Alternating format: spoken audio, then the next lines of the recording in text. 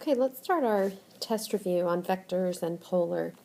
In this first question, we have two vectors, u with components 2, -3, and vector v with components -5, -4. And in question A, it's asking us to sketch u minus v and show the resultant vector. Now, I don't have a grid here on my screen, but I'm going to go ahead and sketch a graph, and I'm going to start right here. And I'm going to count right 2 and down 3. And so there's my vector u. And now I'm subtracting vector v. Now vector v, its first horizontal component is -5. But if I'm subtracting -5, instead of going left in the negative direction, I'm going to go right in the positive direction, because minus and negative means positive. So I'm going to go right 1, 2, 3, 4, 5. And then my vertical component is -4, but I'm still subtracting, so minus -4 means +4. So I'm going to go up 1, 2, 3, 4. And that would be minus vector v. My resultant vector begins where vector u begins and ends where vector v ends. And so your diagram should look something like that. And if you want to, you can count on your graph and find the components of the resultant vector. I'm actually going to do the math over here. Vector u is 2, -3, and we're going to subtract -5, -4. And so my result is going to be 2 minus -5 is the same as 2 plus 5, and so I get 7. And then -3 minus -4 is the same as -3 plus 4, which gives me 1. And so my resultant vector has the component 7, 1. Now in part B of the same question, it's asking us to find 3u plus 2v. And this time you don't need to draw a diagram. It's just asking us to calculate what this would be equal to. Well, this is the same as 3 times vector u, which was 2, -3, plus 2 times vector v, which is -5, -4. So 3 times vector u would be 6, -9. 3 times 2 is 6. 3 times -3 is -9. And then I'm going to multiply the 2 into vector v. And so I get -10, -8. And now I'm ready to add these two vectors together. So my resultant vector would be 6 plus -10. 6 plus -10, and that's going to give me -4. And then I have -9 plus -8, which gives me -17. And that would be my answer to part B. On part C, we're asked to find the magnitude of vector u. Magnitude of vector u. Now if you look at your foldable, we have a formula for this. And my formula tells me that the magnitude of a vector squared is equal to x squared plus y squared. And where that comes from, if I just sketch again vector u, which if I start here, I'm going to go over 2 and down 3. So vector u looks like this. Its component here is 2, component here is -3, and magnitude just means the length of this vector. Well, you can see we have a right triangle here, and all we're doing is a Pythagorean theorem to find the length of that hypotenuse. So the magnitude of u squared is going to be equal to 2 squared plus -3 squared. So magnitude squared is equal to 4 plus 9, or 13. But I don't want the magnitude squared, I want the magnitude. So I need to square root both sides, and I get the magnitude of u is equal to the square root of 13. Question D asks us to find the magnitude of vector v. And so I'm going to do the same thing. I'm going to use that formula. The magnitude squared would be equal to -5 squared plus negative 4 squared. And so the magnitude squared is equal to 25 plus 16, which is 41. But I don't want the magnitude squared, I want the magnitude. I need to square root both sides, and so I get square root of 41. All right, in question 2, I've got this vector in component form. Oh, and it looks like I copied it down. I got my signs mixed up, sorry. -8, positive 15 are the components of this vector. And we're asked to find magnitude and direction. So magnitude, I'm going to call this vector v. And magnitude of my vector v, we just did that. It's going to be equal to magnitude squared would be equal to -8 squared plus 15 squared, which is equal to 64 plus 125, and that equals 189. That's my magnitude squared. Now I don't want magnitude squared, I want the actual magnitude, so I need to square root both sides, and we get square root of 189, which is actually 17. We also need to find the direction, and if you look at your foldable, we have this formula for direction that says theta is going to be equal to the inverse tangent of the y component over the x component, or the vertical component over the horizontal component. I would like to add here that this is really just going to give me a reference angle. It's going to give me a reference for theta, but I've got to think about whether or not the theta is correct for my situation. So for this vector, I'm going to put that my reference theta is going to be equal to the inverse tangent of 15 over -8. And if you want to pause the video for a moment and put that in your calculator, if you have put that in your calculator, you should have gotten -61.927. Now this is just a reference for us. At this point, I really need to think about what my vector looks like. My vector was -8, 15. And if I were to draw that vector, let's say I'm starting here, if I go -8 and up 15, then my vector looks something like that. What's important here is the direction that it's going. It's going into quadrant 2. And so if I draw a reference triangle, the 61.927 degrees that we just found on the calculator, that's actually this angle right here inside the triangle, but the direction angle I'm looking for is this one. And so to find that angle, my actual theta is going to be equal to 180 degrees.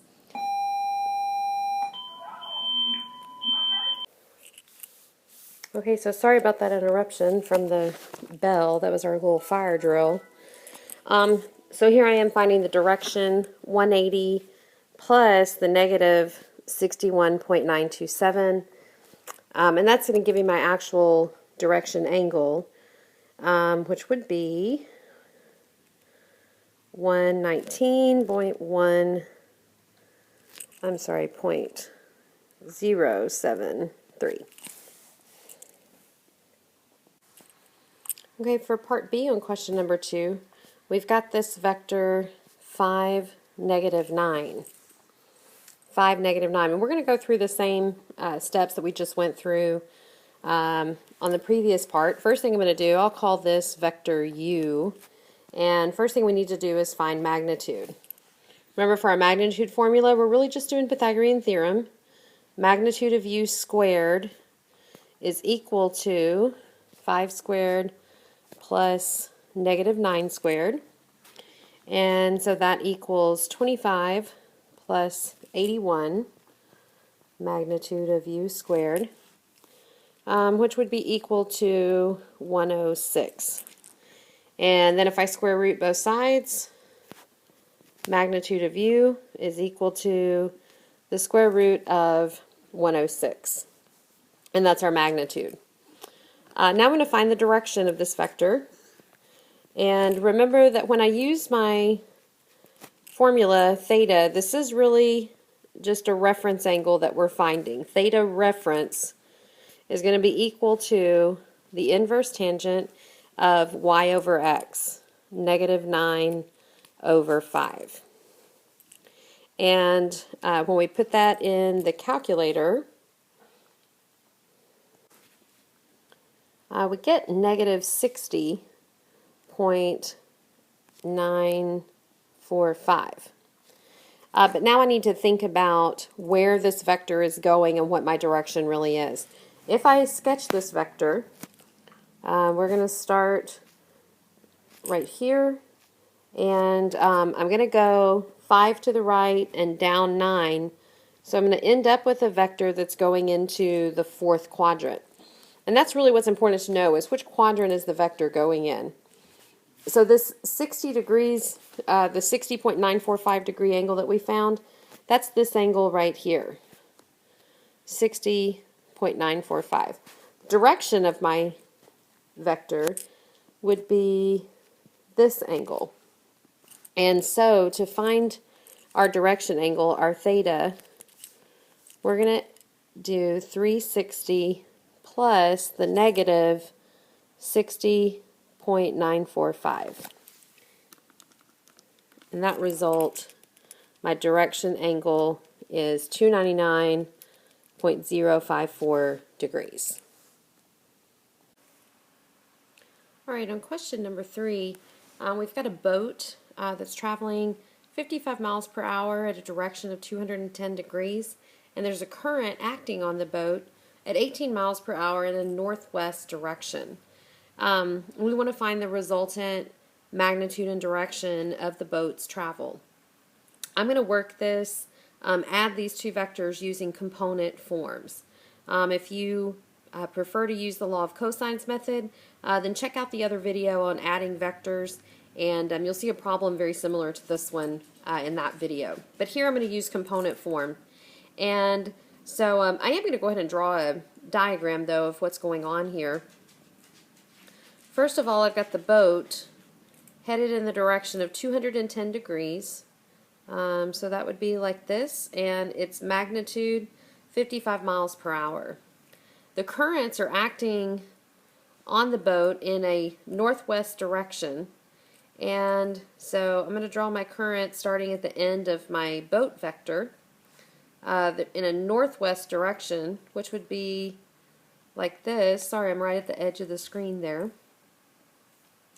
And that one has a magnitude of 18. My resultant vector, the resultant trip for the boat, is going to be this vector here. So let's see if we can find that vector. I'm going to start out by finding the component form of the boat vector. And if you look at your foldable, you've got formulas. X is equal to the magnitude of a vector times cosine of the direction. Y is equal to the magnitude of the vector times sine of the direction. So let's do that for the boat. X is going to be equal to 55 times cosine of 210, and y would be equal to 55 times sine of 210. And you can put both of those in your calculator. And when I do that, I get negative 47.631 for my x component and negative 27.500 for the y component. Now, both of those numbers did come out negative, and they should have, because remember that vector, my boat vector, was going into the third quadrant.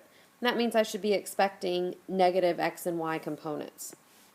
So this gives me a vector negative 47.631, negative 27.500. All right, let's do the same thing for the currents. So for the current, my x is going to be equal to 18, which is the magnitude, times cosine of, now right here, our direction, it just says northwest. And we need to get an angle for the direction of northwest. So I'm going to draw a little picture here. If I'm going northwest, that means, of course, this is north and this is west. So my vector is going right in the middle between them. It is in quadrant 2, and so the direction of that vector is going to be 90 plus 45 because it's going to be right in the middle. 90 plus 45 will be 135 degrees, and that's my direction for northwest. So back over here to my conversions, x is equal to 18 times cosine of 135, and y is equal to 18 times sine of 135. And we can put that in our calculator. And I get, I'm just going to go ahead and go straight to the component form. I get negative 12.727 for the x component. I get positive 12.727 for the y component. And that should make sense because we determined that that vector is going in the direction of the second quadrant, which means that x would be negative and y would be positive. So now what I need to do to find my resultant vector is I'm going to add these two vectors together. So my resultant vector is equal to the negative 47.631 plus the negative 12.727. And if I add those two together, I get negative 60.359. And then I'm going to add the y components together. The negative 27.5 plus the positive 12.727, and I get negative 14.772. All right, now the last thing we need to do is take this component form. This is my resultant vector, but I need to convert it back into magnitude and direction. And that's what we just did on question number 2. My magnitude is going to be equal to, magnitude squared would be equal to negative 60.359 squared plus negative 14.772 squared. And I'm going to put that in my calculator, and I get 3,861.461. But remember, that's my magnitude squared. To get my magnitude, I need to square root that. And the square root of that is equal to 62.140. So that's my magnitude. Now I need a direction. So remember, to find direction, we're going to do theta reference, finding that reference theta, which will be inverse tangent of the y component, negative 14.772, divided by the x component, negative 60.359. And when I do that, I get an angle of 13.752. And remember, this is just my reference angle. Sorry, let me write that again further over. 13.752. Now that's just my reference angle. If I go back and consider my components, notice that both of my components here are negative, which means my angle is going into quadrant 3. And so to find my actual direction, I need to add this angle to 180. And so my actual direction would be 213.752 degrees. And that brings us to the end of the vector portion of the test review. I'm going to do the polar portion of the review in a separate video.